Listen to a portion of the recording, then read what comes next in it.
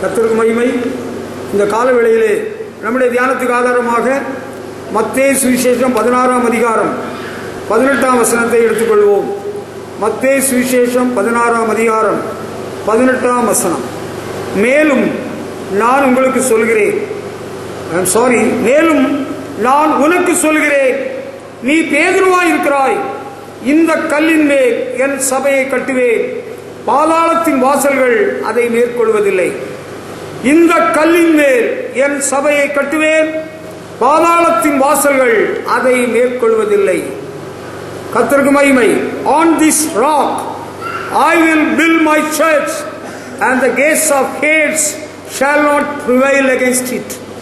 ஆண்டவர் பேதுருவை பார்த்து சொல்கிறார், நான் உனக்கு சொல்கிறேன், நீ பேதுருவாய் இருக்கிறாய், நீ பேதுருவாய் இருக்கிறாய்.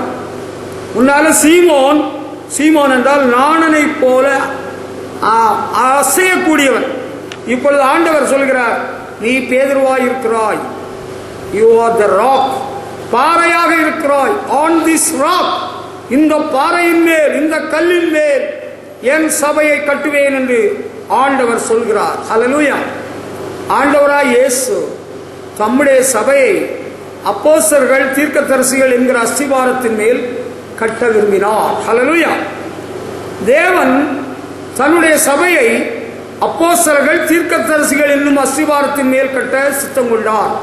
அதனால தான் பேதுருவை பார்த்து சொல்கிறார், நீ பேதுருவாய் இருக்கிறாய், நீ கேபா, you are the rock, on this rock, இந்த கற்பாறையின் மேல் என்னுடைய சபையை கட்டுவேன் என்று ஆண்டவர் சொல்கிறார். அதோடு சேர்த்து தேவன் சபைக்குள்ள அதிகாரத்தையும் சொல்லிவிடுகிறார். பாதாளத்தின் வாசல்கள் தேவனுடைய சபையை மேற்கொள்வதில்லை. ஹல்லேலூயா. அன்பானவர்களே, ஆண்டவரை தெய்வமாக ஏற்றுக்கொண்ட நம் அனைவருக்கும் சபை அவசியம். சபை பெந்தேகோஸ்தே நாளிலே தான் ஆரம்பிக்கப்பட்டது என்று சொல்வது அறியாமை. சபை இஸ்ரவேல் ஜனங்கள் எகிப்திலிருந்து விடுதலை பெற்று மோசையின் தலைமைத்துவத்தில் புறப்படுகிற நாளிலேயே சபை ஆரம்பிக்கப்பட்டுள்ளது. பஸ்கா புசித்தார்கள் அல்லவா, அங்கேயே சபை ஆரம்பிக்கப்பட்டது. இன்னும் நீங்கள் அப்போஸ்தலர் நடவடிக்கைகளிலே படிப்பீர்கள் என்றால், அப்போஸ்தலரில் சொல்லப்பட்டிருக்கிறது, ரட்சிக்கப்படுகிறவர்களை கர்த்தர் சபையிலே சேர்த்து வந்தார். அது அப்போஸ்தலர் 2ஆம் அதிகாரம் 47ஆம் வசனத்தின் கடைசி பகுதியில் எழுதப்பட்டிருக்கிறது. ரட்சிக்கப்படுகிறவர்களை கர்த்தர் அனுதினமும் சபையிலே சேர்த்து கொண்டு வந்தார். ரட்சிக்கப்படுகிறவர்களின் கூடுகை தான் சபை. கிரேக்க பாஷையில எக்லீசியா, செப்பரேட்டட் பீப்புள் ஃபார் காட், ஆண்டவருக்கு வேறு பிரிக்கப்பட்டவர்கள் கூடுகை தான் சபை. ஒரு பெரிய கட்டடம் என்பது அது ஒரு ஆலயத்துக்கு அடையாளம். ஆலயம், சபை என்கிற சொல்லுக்கு உண்மையான அர்த்தம் உலகத்திலிருந்து தேவனுக்கென்று வேறு பிரிக்கப்பட்டவர்களின் கூடுகை. ஹல்லேலூயா. ஆண்டவர் சபையை கட்டுகிறார். அப்போஸ்தலர், தீர்க்கதரிசிகள் என்கிற அஸ்திபாரத்தின் மேல் தேவன் சபையை கட்டினார். இந்த சபையை பாதாளத்தின் வாசல்கள் என்றால், பாதாளத்தின் சக்திகள், பிசாசின் சக்திகள், பூலோகத்தில் உள்ள எந்த சக்தியும் மேற்கொள்வதில்லை என்பதை நாம் அறிய வேண்டும். இந்த பூமியில பிசாசின் வல்லமை அதிகமாக இருக்கிறது, மனுஷனுடைய சக்தி இருக்கிறது, தீய சக்திகள் ஏராளம் நாட்டு முழுவதும் நிறைந்திருக்கிறது. ஆனால் தேவனுடைய சபைக்கு ஆண்டவர் கொடுத்திருக்கிற அதிகாரம், தீய சக்திகள், பிசாசின் சக்திகள், துஷ்ட வல்லமை தேவனுடைய சபையை மேற்கொள்ள முடியாது. ஹல்லேலூயா. ஒருவேளை ஒரு அரசாங்கம் ஆண்டவருடைய சபைக்கு விரோதமாக எழும்பினால் அந்த அரசாங்கம் நிற்காது. ஒரு ராஜா எழும்பினால் அவன் நிற்க மாட்டான். இதுதான் உலக சரித்திரம். ஆண்டவர் சபைக்கு கொடுத்திருக்கிற அதிகாரத்தை போல வேற எந்த அதிகாரமும் யாருக்கும் கொடுக்கல.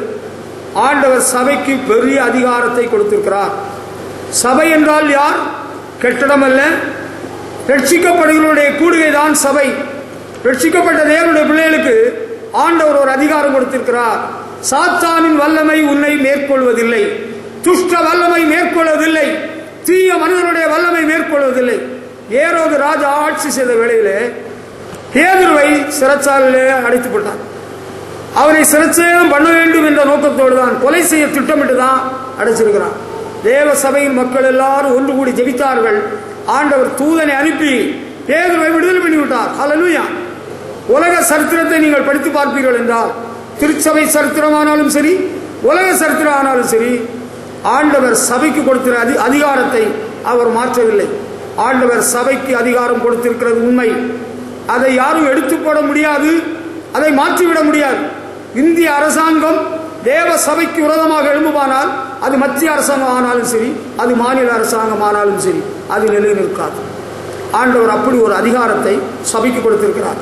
ஒருவன் பில்லி சூனியம் பண்ணுகிறான் என்று வைத்துக் கொள்ளுங்கள், மாந்திரிக வேலை பண்ணுகிறான், அல்ல ஒரு துஷ்ட கூட்டம் எழும்புகிறேன் என்று வைத்துக் கொள்ளுங்கள், தேவனுடைய சபையை மேற்கொள்ள முடியாது. நாங்கள் உன்னை பூஜை பண்ணி, அல்லாவிட்டால் மந்திரம் பண்ணி உங்களை ஒவ்வொரு ஆளாக காலி பண்ணி விடுவோம், அசைக்க முடியாது. ஹல்லேலூயா. ஆகவே தேவ சபையின் மக்களுக்கு ஒரு தைரியம் இருக்கிறது, நம்பிக்கை இருக்கிறது. தீய சக்திகள், சாத்தானின் வல்லமை நம்மை மேற்கொள்ளவே முடியாது. ஹல்லேலூயா. அதனாலதான் சபைக்கு உள்ளே வந்து விடுகிறது பெரிய பாதுகாப்பு, பெரிய ஆதரவு, ஆறுதல், நம்பிக்கை. தேவ சபையில இல்லாதவங்களுக்கு நிலைமை ரொம்பவே சிக்கல். பார்த்துக்கிடுங்க, ஒரு தாய்க்கோழியின் செட்டைகளுக்குள் அந்த குஞ்சி பாதுகாப்பா இருக்கிறது போல ஆண்டோடைய சபைக்குள் வந்தவர்களுக்கு பெரிய பாதுகாப்பு இருக்கிறது. டாக்டர் கைவிட்டுட்டாரா, ஐயோ பாஸ்டர் இல்லையே, அவர் என்னைக்கு வருவாரோ தெரியலையே. நாம் ஒன்று கூடி தேவ சபையின் மக்கள் ஜெபிக்கிற வேளையில ஆண்டவர் அற்புதம் செய்கிறார், வியாதிகளை குணமாக்குறார். மருத்துவரால் முடியாதது தேவன் தன்னுடைய சபையின் மூலம் செயல்பட்டு மகிமைப்படுகிறார். ஹல்லேலூயா. தேவனுடைய பிள்ளைகளே, ஐயோ எங்களுக்கெல்லாம் பயமா இருக்கு. என்னுடைய தாத்தா ஊழியம் செய்த ஆரம்ப காலங்களில் ஆண்டவரை ஆராதிக்க ஜனங்களை கூப்பிட்டா இந்த மக்கள் எல்லாம் பயப்படுவாங்களாம். ஐயா, நீங்க சொல்ற இயேசுநாதர் எங்களுக்கு பிடிச்சிருக்கு ஐயா, ஆனா எங்க ஊர்ல இருக்கிறானே மந்திரவாதி பூஜாரி, அவன் பேயை விட்டு எங்களை கொன்னு விடுவாயா, எங்களுக்கு பயமா இருக்குதுன்னு வரமாட்டாங்களா. நீங்க வாங்க, அவருடைய சக்தி உங்களை அணுக முடியாது என்று சொல்லி தைரியப்படுத்தி ஆண்டவரை சேவிக்க ஆரம்பித்த பிறகு பிசாசின் வல்லமை, மந்திர சக்தி ஒன்றும் அணுக முடியவில்லை. அதனால ஆண்டவரை சேவிக்கிறவர்களை எண்ணிக்கை நாளுக்கு நாள் பெருகிக் கொண்டே வருகிறது. ஹல்லேலூயா. இந்திய தேசத்திலும் உலக நாடுகளிலும், ஜப்பானிலும் சரி, மலேசியாவிலும் சரி, சிங்கப்பூரிலும் சரி, ஆஸ்திரேலியாவிலும் சரி, எந்த இஸ்லாமிய நாடானாலும் சரி, ஆண்டவரை சேவிக்கிற ஜனங்கள் பெருகிக் கொண்டே வருகிறார்கள். தேவன் தனது சபையை கட்டி கொண்டிருக்கிறார். ஹல்லேலூயா. இந்த சபைக்கு தலை யாரு? அரசாங்க காரியங்களுக்கு நீங்க போனீங்கன்னா இந்த சபைக்கு தலைவர் யார், அல்ல பிஷப் யாருன்னு ஒரு கேள்வி கேட்கிறாங்க. பிஷப் யார்? அதனாலேயே சிலர் பணம் கொடுத்து பிஷப் பட்டம் வாங்கிட்டாங்க. எனக்கு பிஷப் பட்டம் அவசியம் இல்லை, பட்டம் இல்லாமலே நமக்கு ஒரு ஸ்தானத்தை தேவன் சபையில் கொடுத்திருக்கிறார். இந்த சபைக்கு நாம் சொல்லுகிறோமே, ரட்சிக்கப்படுவருடைய கூடுகை சபை, இந்த சபைக்கு யார் யார் தலை? மாதாவா, சூசையப்பரா? மாதாவும் இல்லை, சூசையப்பரும் அல்ல, இயேசு கிறிஸ்துவே சபையின் தலையாக இருக்கிறார். கர்த்தருக்கு மகிமை செலுத்துவோம். ஹல்லேலூயா. எபேசியருக்கு நிருபம் 1ஆம் அதிகாரம் 23ஆம் வசனத்தை நீங்கள் எடுத்துக்கொள்வீர்கள் என்றால், அங்கே அப்போஸ்தலனாகிய பவுல் சபைக்கு எழுதும் பொழுது குறிப்பிடுகிறார், கிறிஸ்துவே சபைக்கு தலையாக இருக்கிறார். எபேசியர் 1ஆம் அதிகாரம் 23, எல்லாவற்றையும் எல்லாவற்றாலும் நிரப்புறவுடைய நிறைவாகிய சரீரமான சபைக்கு அவரை, இயேசுவை எல்லாவற்றுக்கும் மேலான தலையாக தந்தருளினார். 5ஆம் அதிகாரம் 23ஆம் வசனத்தில் இன்னும் ரொம்ப தெளிவாக எழுதப்பட்டிருக்கிறது. 5:23 கிறிஸ்து சபைக்கு தலையாக இருக்கிறது போல, Christ is head of the church. சபைக்கு தலை இயேசு கிறிஸ்து. ஆமென். ஹல்லேலூயா. இயேசுதான் சபைக்கு தலை. இந்த வசனங்களை அறிந்து கொண்டால் ஆண்டவர் இயேசுவை பணிந்து கொள்ள பின்பற்ற ஒருவருக்கும் தயக்கம் வராது, வேற ரூட்டு மாற வேண்டிய அவசியம் ஏற்படாது. இயேசு கிறிஸ்து தான் சபைக்கு தலையாக இருக்கிறார். அப்ப மாதா மோசமானவங்களா? மாதாவை போல பரிசுத்தமானவர்கள் இந்த பூமியில் யாரும் தோன்றவில்லை. சூசையப்பர் பரிசுத்தமானவர், அந்தோனியார் கோடி அற்புதர், பரிசுத்தவான்கள், புனிதர்கள் எல்லாரும் பாராட்டப்படக்கூடியவர்கள், நினைவுகூரப்படக்கூடியவர்கள். ஆனால் சபைக்கு தலையாக இயேசு கிறிஸ்துவை பிதாவாகிய தேவன் ஏற்படுத்தி இருக்கிறார். ஹல்லேலூயா. அதற்கு எந்த சந்தேகமும் இல்லை, இதுல எந்த மாற்றமும் இல்லை. இதுக்கு ரினிவல் எதுவும் தேவை கிடையாது. ஆம், உலகத்தின் முடிவு பரியந்தம் பாருங்கள், கிறிஸ்துதான் சபைக்கு தலையாக இருக்கிறார். ஹல்லேலூயா. அது மட்டுமல்ல, இயேசு கிறிஸ்து மூலமாய்த்தான் பிதாவாகிய தேவனுக்கு மகிமை உண்டாகிறது என்று எபேசியர் 3ஆம் அதிகாரம் 21ஆம் வசனத்திலே நாம் படிக்கலாம். எபேசியர் 3ஆம் அதிகாரம் 21 சபையிலே கிறிஸ்து இயேசுவின் மூலமாய் தலைமுறை தலைமுறைக்கும் சதா காலங்களிலும் மகிமை உண்டாவதாக. To him be glory in the church by Christ Jesus on all generations. Hallelujah. இயேசு கிறிஸ்து மூலமாய் பிதாவாகிய தேவனுக்கு தலைமுறை தலைமுறைக்கும் சதா காலங்களிலும் மகிமை உண்டாவதாக. ஹல்லேலூயா. இயேசு கிறிஸ்து மூலமாய் பிதாவாகிய தேவனுக்கு என்றென்றைக்கும் சதா காலங்களிலும் மகிமை. இயேசு கிறிஸ்து மூலமாய் தான் நாம் தேவனிடத்தில் சேரும் சிலாக்கியம் பெற்றிருக்கிறோம். இயேசு கிறிஸ்து மூலமாய் பிதாவாகிய தேவனுக்கு சபையிலே மகிமை. ஆண்டவர் இயேசு ஆராதிக்கப்படத்தக்கவர். He is worthy to be praised. Hallelujah. ஆண்டவர் இயேசு ஆராதனைக்குரியவர்.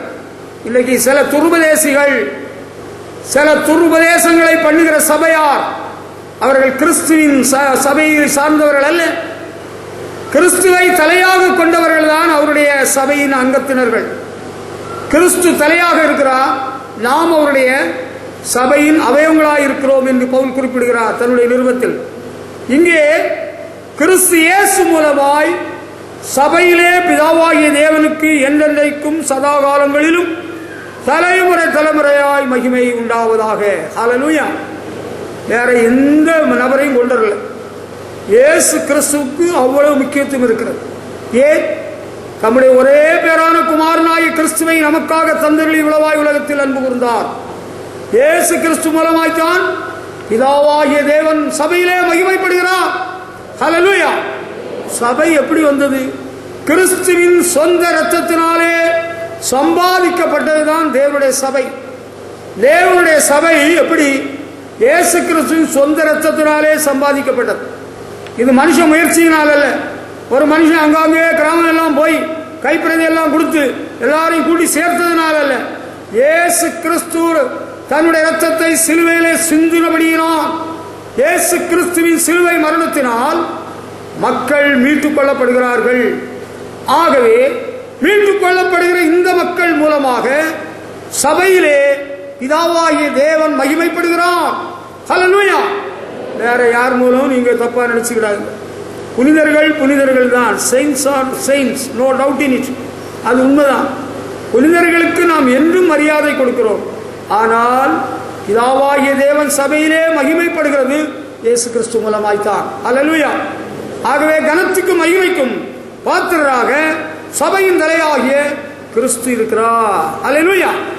அது மட்டுமல்லாமல் அப்படி கிறிஸ்து சபைக்கு தலையாக இருக்கிறபடியினால், அவர் மூலம் பிதாவாகிய தேவனுக்கு சபையிலே மகிமை உண்டாகிறபடியினால், சபையின் மக்கள் நாம் எப்படி செயல்பட வேண்டும் என்பதை சற்று அறிந்து கொள்வோம். அதற்கு 5ஆம் அதிகாரம் 24ஆம் வசனம், எபேசியர் 5:24 நீங்கள் படித்தால் அங்கே எழுதப்பட்டிருக்கிறது பாருங்கள். ஆகையால் சபையானது கிறிஸ்துவுக்கு கீழ்ப்படுகிறது போல சபை கிறிஸ்துவுக்கு கீழ்ப்படிய வேண்டும். ஹல்லேலூயா. தேவ சபை என்றால் சபையில் உள்ள மக்கள், தேவ சபையின் மக்கள் கிறிஸ்துவுக்கு கீழ்ப்படிய வேண்டும். ஆண்டவர் இயேசு பாவம் இல்லாதவர், பரிசுத்தர். ஆண்டவர் இயேசுவுக்கு சபையின் மக்கள் கீழ்ப்படுகிறவர்களாக இருக்க வேண்டும். ஒரு குடும்பம் இருக்கிறது. அந்த குடும்பத்தின் தலை அல்லது தலைவர் யார் என்றால் புருஷன். அந்த தகப்பனுக்கு அல்லாவிட்டால் அந்த புருஷனுக்கு மனைவியே கீழ்ப்படிய வேண்டும் என்றுதான் வேதம் சொல்கிறது. இதே எபேசியர் 5ஆம் அதிகாரத்தில் மனைவிகளே உங்கள் சொந்த புருஷருக்கு எல்லா காரியத்திலும் கீழ்ப்படியுங்கள் என்று சொல்கிறார். சபை கிறிஸ்துவுக்கு கீழ்ப்படிய வேண்டும் என்று ஆண்டவர் கட்டளையிட்டிருக்கிறார்.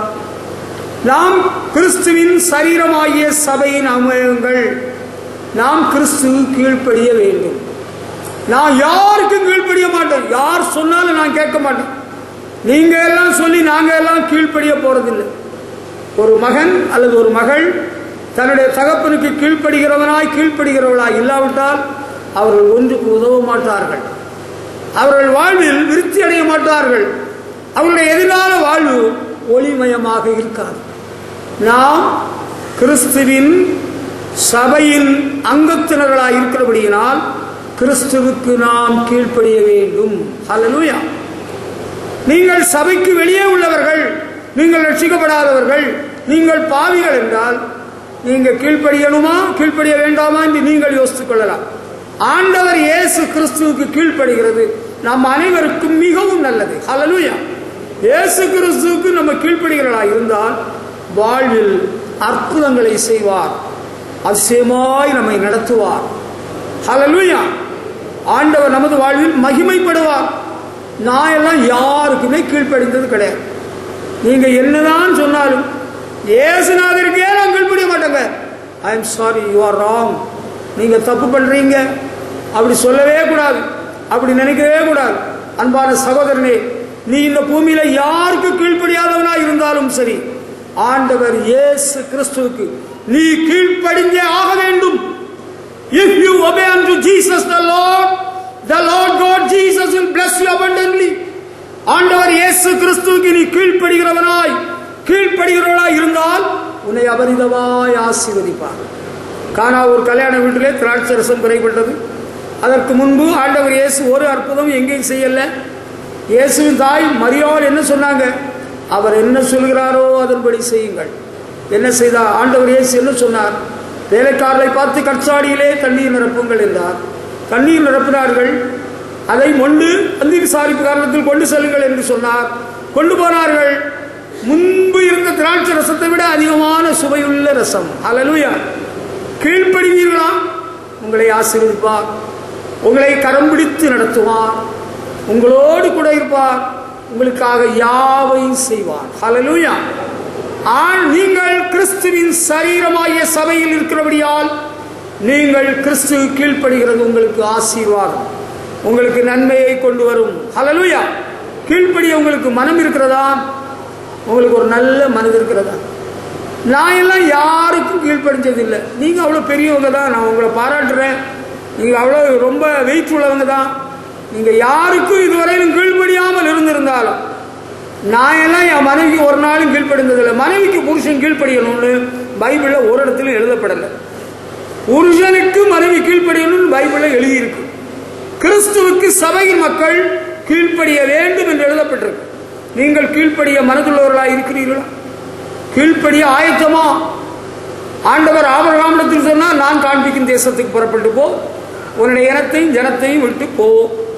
அடுத்து இன்னொரு தடவை சொல்றாரு, உன்னுடைய ஏகபுத்திரன் ஈசாக்கை மோரியா மலைகளுக்கு அழைத்து கொண்டு போய் பலியிடு.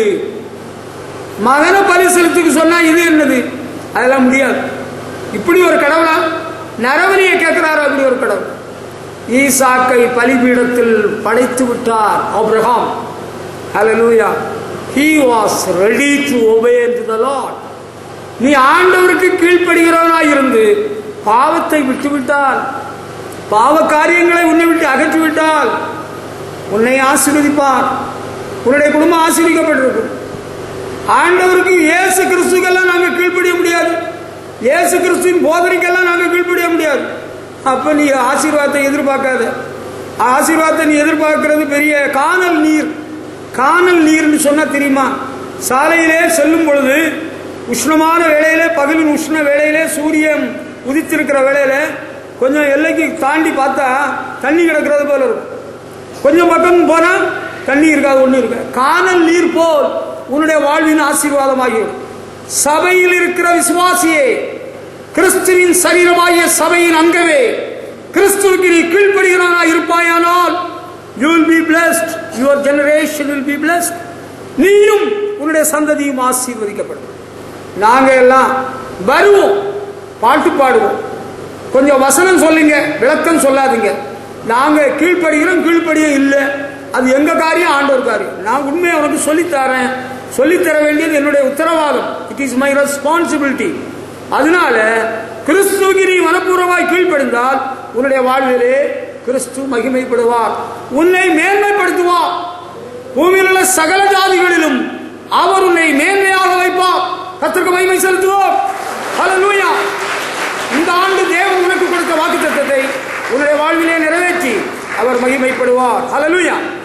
அடுத்து சபை பற்றி ஆண்டவர் எவ்வளவு முக்கியத்துவம் கொடுத்திருக்கிறார்னா, எபிரேயர் 10ஆம் அதிகாரம் 25ஆம் வசனத்தை நீங்கள் படிப்பீர்கள் என்றால், சிலர் சபை கூடி வருகிறதை விட்டுவிடுகிறது போல நாமும் விட்டுவிடக்கூடாது என்று எச்சரிக்கிறார். It is a warning. அது என்ன? சில சபை கூடி வருகிறதை விட்டு விடுகிறார்களாம். அது எதனால? அவங்களுக்கு பல அலுவல் எல்லாம் இருக்குது இல்லையா? அதனால அலுவல் நமக்கு ரொம்ப இருக்கிறது உண்மைதான். நான் உங்களை பற்றி வருத்தமாய் சொல்லவில்லை. நீங்க பல அலுவல் உள்ளவர்கள் தான். சபை கூடி வருதலை சிலர் விட்டு விடுகிறது போல நாமும் விட்டு விடாமல் ஒருவருக்கு ஒருவர் புத்தி சொல்ல கடவோம். சபை கூடி வருதல் என்று ஒன்று இருக்கிறது. Let us not give up meeting together. நம்ம சபை கூடி வருதலை விட்டுறக்கூடாது. இது ரொம்ப முக்கியம்.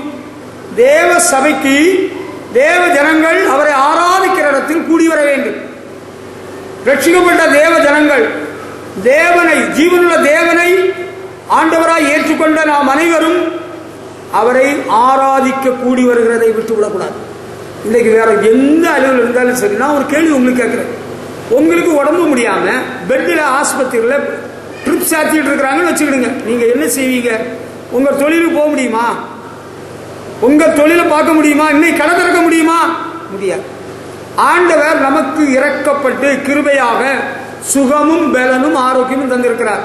ஒரு தொழில் தந்திருக்கிறார், ஒரு உத்தியோகம் தந்திருக்கிறார் இல்லையா? ஆண்டவருடைய கிருபையினால தான் இதெல்லாம் கொடுக்கப்பட்டிருக்கு. ஜீவன், சுகம், பலன் யாவும் ஆண்டவர் நமக்கு பாராட்டின கிருபை, இரக்கம்.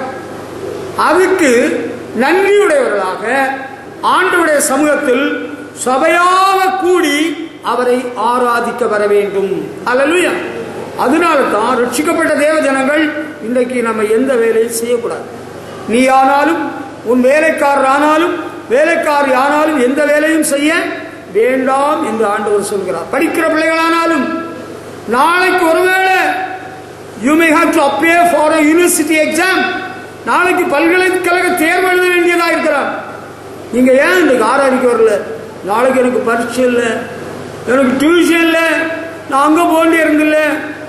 never be absent. ஒருபோது நீங்கள் தவறக்கூடாது. நீங்க ஆண்டவரை கனம் பண்ணுகிறீர்களா? தலையாகிய கிறிஸ்துவை கனம் பண்ணுகிறீர்களா? சபை கூடி வருதலை விட்டுறவே கூடாது. என்னால எழும்ப முடியல, நடக்க முடியலன்னு சொன்னா நீ ஆண்டவர் உங்களுக்கு லீவு தருவார். இன்னைக்கு அங்க ஒரு வீட்டில் கல்யாணம், ஒரு வளகாப்பு, அங்க ஒரு வீட்டில் கிரகம் பிரவேசித்தது, இப்படி ஏதாவது சொல்லி இன்னைக்கு எங்களுக்கு கடையை திறக்க வேண்டியிருக்கு. தீபாவளி நெருங்கி விட்டதா? தீபாவளியினால உங்களுக்கு வியாபாரம் நல்லபடி ஆகிறதா? உலகத்திலே ஒன்றும் நீங்கள் கொண்டு வரவில்லை அன்பு சகோதரர்களே, ஒன்றும் கொண்டு போக போறதில்லை. எத்தனை கோடி ரூபாய் தாயே நீங்கள் சம்பாதித்தாலும் you are not going to take a single pice when you die. நீங்கள் சாதனையில் ஒரு பைசா கொண்டு போக போறதில்லை. உண்ணவு உடுக்கவும் இருந்தால் அது போதும் என்றே எண்ணுங்கள். பண ஆசை எல்லா தீமைக்கு வேறாயிருக்கும். நாங்கள் தொழில் செய்யக்கூடாதா? நாங்கள் தொழில் செய்யக்கூடாதா? இன்று நீங்கள் தொழில் செய்வதை ஒத்தி வையுங்கள். ஹல்லேலூயா. அன்பான பிள்ளைகளே, படிக்கிறதை 6 மணி வரையிலும் ஒதுக்கி வையுங்கள். இன்னைக்கு தாங்க கோச்சிங் கொடுக்கிறாரு சார், கோச்சிங் கொடுக்கிறார் மேக்ஸா சார், இன்னைதான் டெஸ்ட் போடுகிறார். அப்படியா? நீங்க அதனால பெரிய ஸ்கோர் வாங்க போறீங்களா? நீங்க அதனால பெரிய ஸ்தானத்தில் வர போறீங்களா? No sir, you are not going to be exalted. நீங்கள் உயர்த்தப்பட முடியாம போயிடும். நீங்க எதிர்பார்க்கிற ஆசீர்வாதம் கிடைக்காம போயிடும். நினைப்பதற்கும் வேண்டிக் கொள்வதற்கும் அதிகமாய் கிரியை செய்கிற வல்லமையின்படியே நீங்க நினைக்கிறதை விட உங்களை அதிகமாய் ஆசீர்வதிப்பார். நீ கீழாகாமல் வேலாவாய், பாழாகாமல் தலையாவாய். பரிசுத்த நாளாகிய ஓய்வு நாளிலே உனக்கு இஷ்டமானதை செய்யாமல், உன்னுடைய சொந்த பேச்சை பேசாமல், உன்னுடைய சொந்த வழியிலே நடவாமல், மனமகிழ்ச்சி நாளாக எண்ணி மகிமையாக எண்ணினால் பூமியின் உயர்ந்த இடங்களில் உன்னை ஏறி இருக்கும்படி பண்ணுவேன் என்று கர்த்தருடைய வாய் சொல்கிறது. ஹல்லேலூயா. ஏசாயா 58ஆம் அதிகாரம் கடைசி 2 வசனங்களில் எழுதப்பட்டது. இந்த நாள் கர்த்தர் உண்டு பண்ணின நாள், இது ஓய்வு நாள், தேவனை ஆராதிக்கிற நாள். சபையாக கூடி கர்த்தரை ஆராதிக்க வேண்டும். ஹல்லேலூயா. தேவ சபையிலே தேவன் எழுந்தருளி இருக்கிறார். ஹல்லேலூயா. ஆண்டவர் சபையிலே எழுந்தருளுகிறார். நமது ஆண்டவர் சபையிலே எழுந்தருளுகிறார். பரலோகத்தின் தேவன் எழுந்தருளுகிற ஒரே இடம் எது தெரியுமா உங்களுக்கு? சபை. ஹல்லேலூயா. தேவ சபையிலே தேவன் எழுந்தருளுகிறார். புண்ணிய ஸ்தலத்திலே இல்லை, தேவன் சபையிலே தான் எழுந்தருளுகிறார். பரிசுத்தரின் நடுவிலே நியாயம் சாதிக்கிறார். சபை கூடி வருகிறதை தேவனுடைய பிள்ளைகள் நாம் விட்டுவிடவே கூடாது. இதுபோல பெரிய தப்பு வேற எதுவுமே கிடையாது. எங்களுக்கு படிக்கணும் இல்லையா, 6 மணிக்கு மேல படிங்க. எங்களுக்கு சமைக்கணும் இல்லையா, இன்னைக்கு கருமீனெல்லாம் எடுத்து நாங்கள் எண்ணெயெல்லாம் தேய்ச்சி இன்னைக்கு ஷவர் பார்த்தா, இன்னைக்கு நீங்க குளிக்கிறீங்களா? அப்படியா? எல்லாம் மத்தியானத்துக்கு மேல சாயங்காலத்துக்கு மேல பார்த்துக்கீங்க. அன்பானவர்களே, சபை கூடி வருவது மிகவும் ஆசீர்வாதம். கர்த்தர் அவருடைய சமூகத்திலிருந்து உங்களை ஆசீர்வதிக்கிறவர். கர்த்தருடைய வீட்டிலிருந்து நம்மை ஆசீர்வதிக்கிற தேவன். சபை கூடி வருகிற மக்களுக்கு பெரிய பாதுகாப்பு இருக்கிறது. ஹல்லேலூயா. புகலிடம் தருகிறார், தீமை அணுவதில்லை. ஆண்டவரே, இந்த சகோதரன் உம்மை ஆராதித்து வருகிறவன், இரக்கம் காட்டும், விடுதலை தாரும் என்றால் ஆண்டவர் விடுதலை தருகிறார். ஹல்லேலூயா. ஆண்டவரே, இந்த நன்மையை இந்த சகோதரனுக்கு செய்யும் என்றால் கர்த்தர் செய்கிறார்.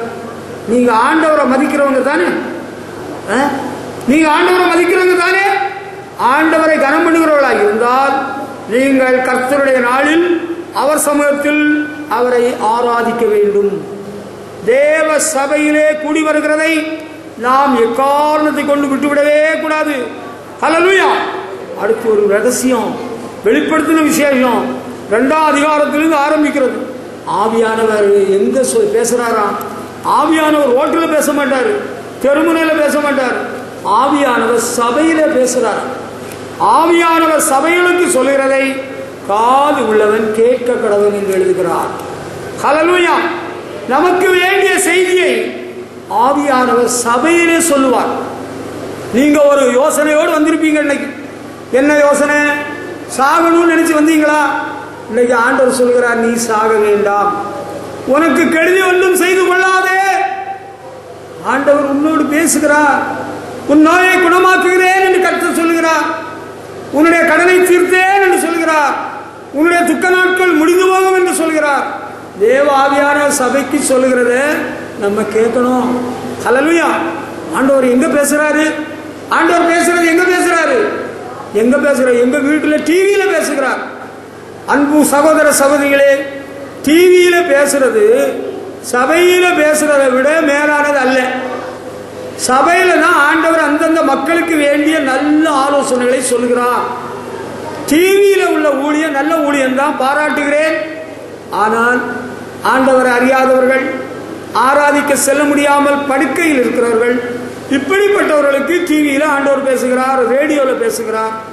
கரெக்டு தான். சபையிலே ஆண்டவரை ஆராய்ச்சி வருகிற மக்களோடு ஆண்டவர் பேசுகிறார். ஹல்லேலூயா. இந்த சபைக்கு நான் இத்தனை வருடம் வந்தோம், என்னோடு ஆண்டவர் ஒரு நாள் ஒரு வார்த்தை கூட பேசலை என்று நீங்கள் யாராவது சொல்ல முடியுமானால் கையை உயர்த்தி காண்பிக்கலாம். ஆண்டவர் இந்த சபைக்கு நான் வந்தேன், ஒரு நாள் கூட ஒரு வார்த்தை கூட ஆண்டவருக்கு வார்த்தையே எனக்கு கிடைக்கல அப்படி நீங்க சொல்லவே முடியாது. நாம் தேவ சபைக்கு வருகிறோம், தேவ சமூகத்தில் வருகிறோம், ஆண்டவர் நம்மோடு பேசுகிறார். நம்ம திருந்த வேண்டியதை சொல்லித்தராரு, நமக்கு உற்சாகத்தை பரவசத்தையும் சொல்லுகிறார், நம்ம ஆசீர்வதிக்க போறதையும் சொல்லுகிறாரு, இப்ப தூங்கக்கூடாதுன்னு சொல்லுகிறாரு. ஹல்லேலூயா. சபையில ஆண்டவர் சொல்றதை என்ன செய்யணுமா? கேட்கணுமா? கேட்கக்கூடாதா? சபையில சொல்றது என்ன கதையா சொல்லிட்டு இருக்கிறோம்? கர்த்தருடைய வார்த்தையை சொல்லுகிறோம். நீங்க அரைவரையா கேட்டுட்டு குழம்பிடக்கூடாது. அரைவரையா முன்னும் பின்னும் உள்ளதை கவனமா கேட்கணும். வசனத்தை விசனமா கேட்கக்கூடாது, வசனத்தை காரியமா கேட்கணும், கருத்தா கேட்க வேண்டும். ஆண்டவர் உங்களை நேசிக்கிறார். ஆண்டவரை ஆராதிக்க வருகிற சபையின் மக்களோடு கர்த்தர் பேசுகிறார். ஹல்லேலூயா. ஒருவேளை சில சந்தர்ப்பத்தில் ஆண்டவர் உங்கள்கிட்ட பேசலைன்னா நீங்க உங்களை தேவ சமூகத்திலே தாழ்த்த வேண்டும். ஆண்டவரே, என்னுடைய வாழ்க்கையில் என்ன குறை ஏற்பட்டதோ, நான் என்ன குற்றம் புரிந்தவனோ எனக்கு தெரியவில்லை, என்னோடு நீர் பேசும், என்னோடு பேசும். ஒருவேளை கடந்த ஆராதனையில் நீங்க வந்த வேளையில ஆண்டோட வார்த்தைக்கு செவி கொடுக்காமல் கீழ்ப்படியாமல் நீங்கள் முறுமுறுத்து எழுத்து விமர்சனப்படுத்திட்டு போயிருந்தீங்கன்னு வச்சுக்கிடுங்க, today the Lord will not talk to you. இந்த ஆண்டவர் உங்களோட பேச மாட்டார். பேசும் பேசும் ஜெபம் செய்யும் போது ஆண்டவா பிரி ஆனதை இப்போ காட்டும் செய்ய ஆயத்தம். ஆண்டவா பிரியமானதை இப்போ காட்டும் செய்ய ஆயத்தம். ஆண்டவரே என்னோடு பேசும் என்று வாஞ்சையோடு நீங்கள் ஜெபத்தோடு வந்தார் நிச்சயமாய் கர்த்தர் உங்களோடு பேசுவார். பிள்ளைகளோடும் பேசுவார், பெரியவர்களோடும் பேசுவார். ஆவியானவர் சபைக்கு சொல்கிறதை காதுள்ளவர்கள் கேட்க கடவர்கள். அன்பானவர்களே, சபைக்கு வருகிறது ஏதோ ஒரு வேடிக்கைக்காக அல்ல, ஒரு பொழுதுபோக்குக்காக அல்ல, சபையில வந்து இருந்து உறங்குறதுக்காக அல்ல, சபையில வந்து ஆண்டோட வார்த்தையை கேட்கணும். சவுல் அரசனோடு ஆண்டவர் பேசுகிறதை நிறுத்திவிட்டார். சொப்பனங்களினாலாவது, தரிசனங்களினாலாவது, ஊரீமினாலாவது, தும்மீமினாலாவது ஆண்டவர் சவுலோடு பேசவில்லை. இஸ்ரவேலின் முதலரசனோடு பேசவில்லை. பேசுறதை ஆண்டவர் நிறுத்திவிட்டார். காரணம் என்ன என்று உங்களுக்கு தெரியுமா? ஒரு உண்மை அறிவீர்களா? சாமுவேல் தீர்க்கதரிசியை கொண்டு கர்த்தர் சவுலோடு பேசின காரியத்திலே அவன் செயல்படவில்லை. அவன் மீறி செயல்பட்டான், துணிகரமாய் செயல்பட்டான். ஆகவே அவனோடு கர்த்தர் பேசவில்லை. உங்களுக்குள்ளே வஞ்சகாவி இருக்குமானால், பிசாசு ஆவிக்கு நீங்கள் இடம் கொடுத்தால் ஆண்டவர் உங்களோடு பேச மாட்டார். நீங்கள் துணிகரமான வாழ்க்கை வாழ்ந்தால் ஆண்டவர் பேச மாட்டார். நீங்கள் டைரியை கொண்டு வரலாம், நீங்க ஷார்ட் ஹேண்ட் மேனை போல, ஷார்ட் ஹேண்ட் படிச்சவங்களை போல நல்லா எழுதலாம். You may right so much. ஆண்டவர் பேச மாட்டார். ஆபிரகாம் அவ்வளவு பெரிய பக்தன். ஆபிரகாமோடு சுமார் 13 ஆண்டுகள் ஆண்டவர் ஒரு வார்த்தையும் பேசல. ஏன்னு உங்களுக்கு தெரியுமா? அதுக்கு ஒரு காரணம் இருந்தது. He was keeping the servant maid as his keep. அந்த அடிமை பெண்ணை தனக்கு வைத்திருந்தார். அந்த அடிமை பெண் ஆகார் இருந்த காலம் சுமார் 13 ஆண்டுகள் ஆண்டவர் ஒரு வார்த்தையும் பேசவில்லை. As long as you live in sin, as long as you keep your keep in your house, the Lord cannot talk to you. நீ பாவ வாழ்க்கை வாழ்ந்து கொண்டிருக்கும் பட்சத்தில், நீ துணிகரமான பாவங்களுக்கு உன்னை உட்படுத்தி நீ நடித்துக் கொண்டு வாழும் பட்சத்தில் தேவனோடு பேச மாட்டார். நீ சும்மா வந்து சும்மா போக வேண்டியதான். நீ நடித்துக் கொண்டு மாய்மாலம் பண்ணிக்கொண்டு போக வேண்டியதான். ஆண்டவரோடு பேச வேண்டும் என்று விரும்புகிறாயா? கர்த்தர் சபையிலே பேசுகிறவர், கர்த்தர் சபையிலே தரிசனமாகிறவர். ஆண்டவர் தீர்க்க தரிசனத்தினால், அவருடைய வசனத்தினால் சபைக்கு வருகிற மக்களோடு பேசுகிறார். ஆண்டவர் உன்னோடு பேசவில்லை என்றால் it is nothing but your mistake. You are living in sin. You are with your wrong spirit. உன்னிடத்தில் ஒரு வஞ்சகாவி, பிசாசினாவி இருக்கிறது. அதனால ஆண்டவர் பேசவில்லை. ஆண்டவர் பேசணும்னா பாவத்தை விடு, பாவத்தை விடு, பிசாசுக்கு இடம் கொடுக்காது. ஆண்டவரே என்னோடு பேசு, ஆண்டவரே என்னோடு பேசும் என்று வாஞ்சையோடு உடைந்த உள்ளத்தோடு வருவாயானால் கர்த்தர் உன்னோடு பேசுவார். ஹல்லேலூயா. அப்போஸ்தலர் நடபடிகள் 16ஆம் அதிகாரம் 4-5 வசனங்களை படிக்கிற வேளையில அங்க சபையில ஒரு விஷயம் நடந்திருக்கு. பவுல் அப்போஸ்தலனும் தீமோத்தேயும் என்ன பண்ணியிருக்கிறாங்க? அங்க சபைக்கு போயிருந்திருக்கிறாங்க. எந்த சபையிலும் இப்ப பார்த்து சொல்றேன் பாருங்க. அப்போஸ்தலர் 16:4-5 வசனங்களை படிக்கிற வேளையில் அப்போஸ்தலனாகிய பவுலும் தீமோத்தேயும் தெர்பைக்கும் லிஸ்தீராவுக்கும் போயிருக்கிறார்கள். அவர்கள் பட்டணம் தோறும் போகையில் எருசலேமில் இருக்கும் அப்போஸ்தலராலும் மூப்பராலும் விதிக்கப்பட்ட சட்டங்களை கைக்கொள்ளும்படி அவர்களுக்கு ஒப்பித்தார்கள். அதனாலே சபைகள் விசுவாசத்தில் சிறப்பட்டு நாளுக்கு நாள் பெறுகிறது. தேவனுடைய சபைகள் பெருக வேண்டுமானால் அப்போஸ்தலராலும் மூப்பராலும் விதிக்கப்பட்ட சட்டங்களை கைக்கொள்ளும்படி போதிக்கிறார்கள். அப்போஸ்தலராலும் மூப்பராலும் விதிக்கப்பட்ட சட்டங்களை கைக்கொள்ளும்படி போதிக்க வேண்டும். சபை பெருக வேண்டும், சபை வளர வேண்டும் என்றால் ஆண்டவர் இயேசுவிடத்திலிருந்து அப்போஸ்தலர்கள் கற்றுக்கொண்டார்கள். இயேசுவின் போதனையை கற்றுக் கொடுக்க வேண்டும், கடைபிடிக்க வேண்டும். அப்பொழுது சபைகள் பெருகும். அல்லேலூயா. சபையெல்லாம் பெருக இல்லையா? இந்திய தேசத்திலே இருளால் நிறைந்திருக்கிறதே நமது நாடு. சபைகள் பெருக வேண்டுமானால் கிறிஸ்துவின் உபதேசத்தை மக்களுக்கு கற்றுக் கொடுக்க வேண்டும். ஏதோ ஒரு கதையோ சொல்லி விட்டு போகக்கூடாது. உலக கதை, ஊர் கதை, குடும்ப கதை சொல்லக்கூடாது. கிறிஸ்துவின் போதனையை மக்களுக்கு போதித்தால் தேசத்திலே சபைகள் பெருகும் என்பதை நாம் அறிவோம். ஹல்லேலூயா. சபைகள் பெருக வேண்டும் என்று விரும்புகிறீர்களா? ஒவ்வொரு பேரும் ஒவ்வொரு ஊருக்கு ஏற்ப பாருங்கள். கொரிந்து பட்டணத்தில் ஒரு சபை, கொரிந்து சபை. தெசலோனிக்கே பட்டணத்தில் ஒரு சபை, தெசலோனிக்கே சபை. வேற பிலிப்பி பட்டணத்தில் ஒரு சபை, கொலோசை பட்டணத்தில் ஒரு சபை. அப்படி ஒவ்வொரு பட்டணத்தில் ஒவ்வொரு சபை இருந்திருக்கு. ஒவ்வொரு ஊருக்கு ஒரு சபை, ஒவ்வொரு பட்டணத்துக்கு ஒரு சபை. அப்படி இருக்கலாம். சபைகள் பெருக வேண்டுமானால் சத்தியம் அறிவிக்கப்பட வேண்டும். சத்தியத்தை அறிவீர்கள், சத்தியம் உங்களை விடுதலையாக்கும். அல்லேலூயா. சபைகளிலே கிறிஸ்துவின் போதனைகளை போதிக்க வேண்டும். இன்னைக்கு சபைகளிலே மக்கள் பெருகாமலும் சபைகள் பெருகாமல் இருக்கிறது காரணம் என்னன்னு நினைக்கிறீங்க? அதுக்கு காரணம் சபைகளிலே அப்போஸ்தல உபதேசம் அறிவிக்கப்படவில்லை. ஆதி சபை மக்கள் அப்போஸ்தல உபதேசத்திலும் அந்நியத்திலும் அப்பமிக்கிறதிலும் உறுதியாய் கருத்திருந்திருக்கிறார்கள். அப்போஸ்தல உபதேசம் எங்கே இருந்தது? இயேசு கிறிஸ்துவிடத்திலிருந்து கற்றுக்கொண்டது. இயேசுவின் அப்போஸ்தலர்கள் அவரிடத்திலிருந்து கற்றுக்கொண்ட உபதேசங்களை சபைக்கு நாம் போதித்தால் சபையிலே ஜனங்கள் பெருகுவார்கள்.